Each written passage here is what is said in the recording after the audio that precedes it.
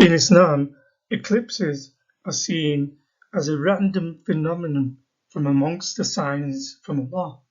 It is not a natural occurrence that can be calculated and predicted many years in advance. As a result, Muslims are required to observe special prayers whenever it occurs.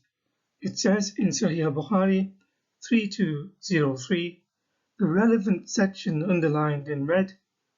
Then he addressed the people referring to the solar and lunar eclipses, saying, "These are two signs amongst the signs of Allah, and they do not eclipse because of anyone's death or life.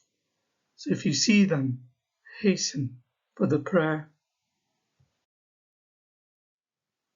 The hadith about praying whenever there is an eclipse and that they are the signs from Allah are many. Here are a few more. The one from Abu Dawood mentions Muhammad was bewildered and believed because it causes dread in people, they should pray.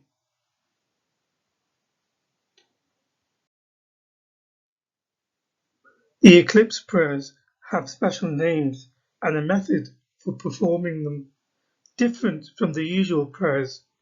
The solar eclipse prayer is called Salat al-Kusuf, and the lunar eclipse prayer is called Salat al-Khusuf.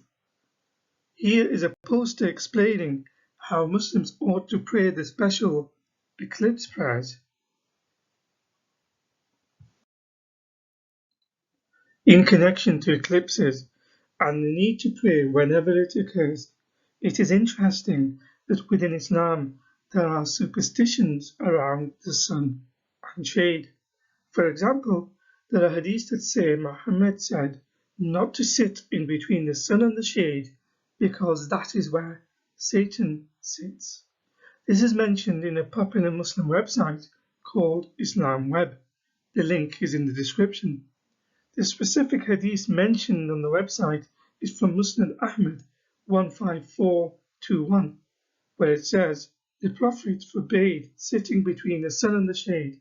He said, it is the seat or sitting of the shaitan, the devil. There are many other hadiths in which Muhammad prohibited people being in between the sun and the shade.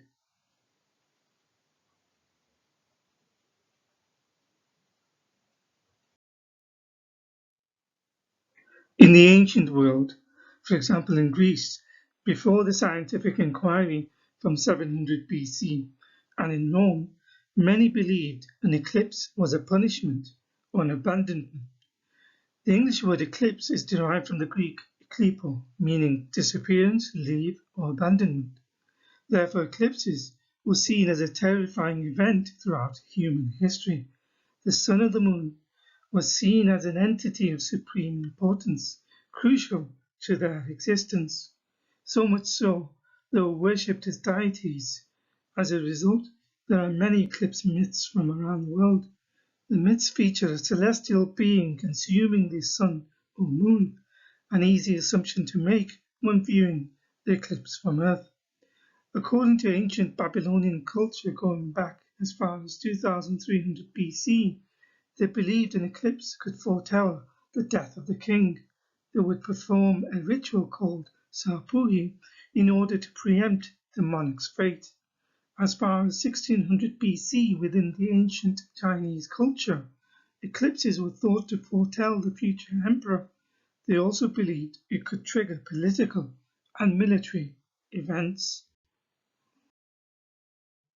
Within the Judeo-Christian traditions, although Genesis 1:14 talks about the sun and the moon and their associated influence on earth in the role they provide in light and darkness, and that they are a sign from God, which according to Jewish commentaries by Rabbi Shlomo, a commentary which remains a key basis for contemporary rabbinic scholarship and interpretation of the Talmud and the Hebrew Bible, says the verse also refers to the times when the luminaries are eclipsed, that it can be an omen, but concludes by citing Jeremiah 10:2, learn not the way of the heathen, and be not dismayed at the signs of heaven, for the heathen are dismayed at them.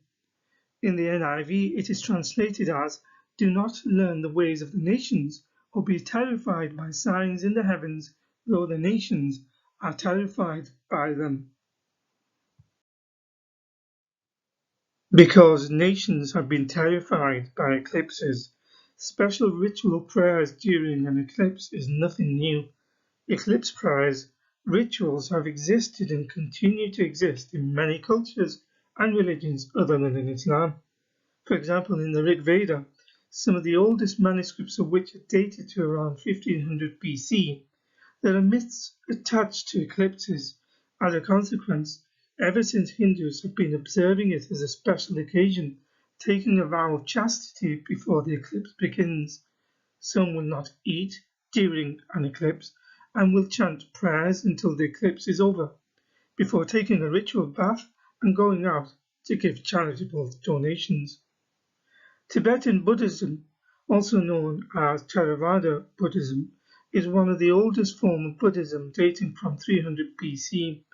They believe eclipse affects one's good or bad deeds, which are multiplied several-fold, so they carry out more charitable and good deeds before and during an eclipse. Within paganism, the eclipse is seen as a new beginning and a sign of growth.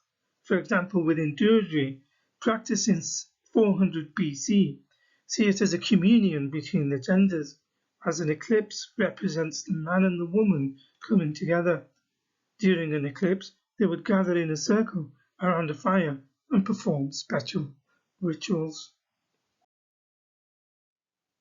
Solar eclipses occur when the moon passes between the Earth and the Sun, leaving a moving region of shadow on Earth's surface. Lunar eclipses occur when the Earth passes between the Sun and the Moon, casting a shadow on the Moon. Partial eclipses are shown here for clarity.